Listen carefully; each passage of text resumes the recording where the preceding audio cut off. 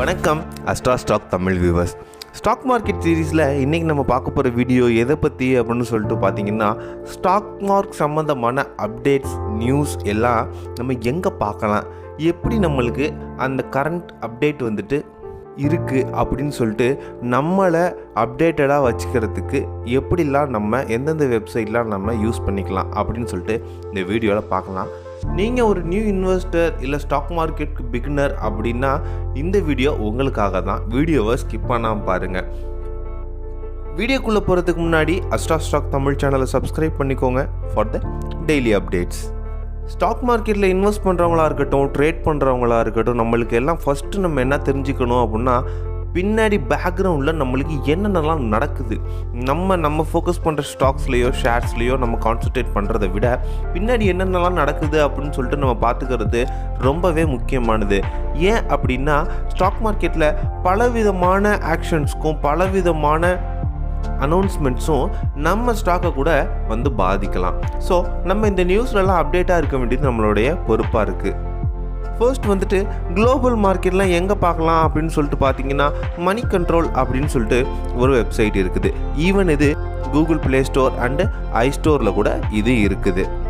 இந்த வெப்சைட்ஸையோ இந்த ஆப்பையோ நம்ம யூஸ் பண்ணிட்டு யூஎஸ், யூரோப்பியன், ஏஷியன் மார்க்கெட்டில் என்னென்னலாம் இருக்குது, என்னென்னலாம் நடக்குது அப்படின்னு சொல்லிட்டு நம்ம கம்ப்ளீட்டாக பார்க்கலாம். அதில் பார்த்தீங்க அப்படின்னா, கிளாக் சிம்பிள் உள்ள எல்லா மார்க்கெட்ஸும் கரண்ட்டாக ஆக்டிவில் இருக்குது அப்படின்னு சொல்லிட்டு அர்த்தம்.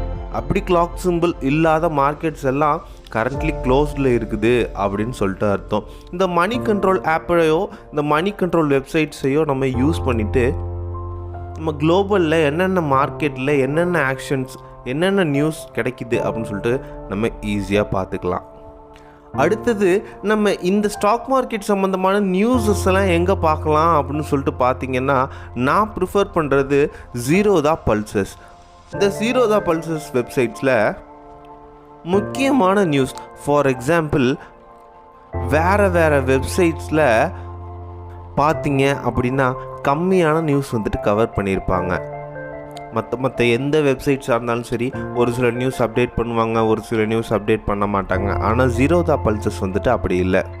இந்த எல்லா வெப்சைட்ஸ்லையுமே உள்ள எல்லா முக்கியமானதையும் அண்டு நம்மளுக்கு Indian government, Indian stock market என்னென்ன நம்மளுக்கு நியூ அனௌன்ஸ்மெண்ட்ஸ், அலர்ட்ஸ், என்ன புது ஆக்ட் வந்தால் கூட இந்த நியூஸில் நம்மளுக்கு இது ஒரு கம்பைண்டாக ஒரு கம்ப்ளீட் பேக்காக நம்மளுக்கு கொடுத்துருவாங்க.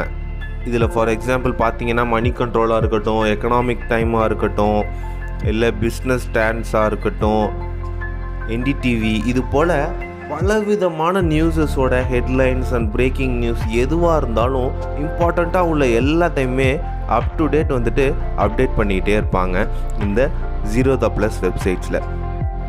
என்ன டீல் நடந்தாலும் சரி, நம்மளுக்கும் இல்லை வெளிநாடுகளுக்கும் என்னென்ன ஒப்பந்தம் நடந்தாலும் சரி, இந்த ஸ்டாக் மார்க்கெட் சம்மந்தமாக எக்கனாமிக்கில் எதுவும் வீழ்ச்சி இருந்தாலும் சரி, எதுவும் ஹைக் இருந்தாலும் சரி, நம்ம ஈஸியாக இந்த வெப்சைட் யூஸ் பண்ணி நம்ம பார்த்துக்கலாம். இந்த ஜீரோதா ப்ளஸை தவிர நான் பர்சனலாக யூஸ் பண்ணுற இன்னொரு வெப்சைட் என்ன அப்படின்னு சொல்லிட்டு பார்த்தீங்கன்னா, சிஎன்பிசி. இந்த சிஎன்பிசியில் பார்த்தீங்கன்னா என்டையராக குளோபல் ஃபுல்லாகவே கவர் பண்ணியிருப்பாங்க. ஸ்டாக் மார்க்கெட் சம்மந்தமாக நம்மளுக்கு குளோபல்லையும் சரி, இந்தியன் ஷேர் மார்க்கெட்லேயும் சரி, இந்த 2 வெப்சைட்ஸ் மட்டும் நம்ம அனலைஸ் பண்ணி அதில் என்ன நடக்குது அப்படின்னு சொல்லிட்டு பார்த்துட்டு நம்ம ட்ரேடிங் பண்ணாலே போதுமானது. ஓவராலாக எல்லா நியூஸையும் இந்த வெப்சைட்ஸில் கவர் பண்ணிடலாம்.